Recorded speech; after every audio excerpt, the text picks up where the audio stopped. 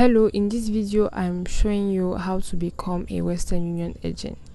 This is relatively simple. You just have to browse Western Union agent and scroll down to the Western Union website. Clicking on their website will send you directly to the home page where all the requirements and qualifications needed are written. So we will go through them and read them carefully.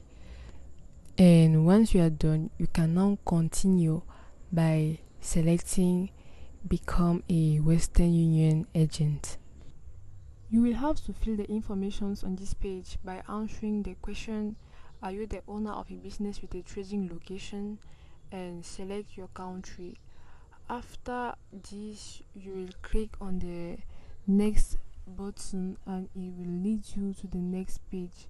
So once on the next page, you will have to fill all the required information on this page and go through them carefully to make sure there is no mistake. Once you're sure all the informations are correct, you can now click on submit, and after your submission, Western Union will review your application and send you a confirmation email. If your application is approved, they will contact you to finalize the partnership, and this is all about becoming a Western Union agent.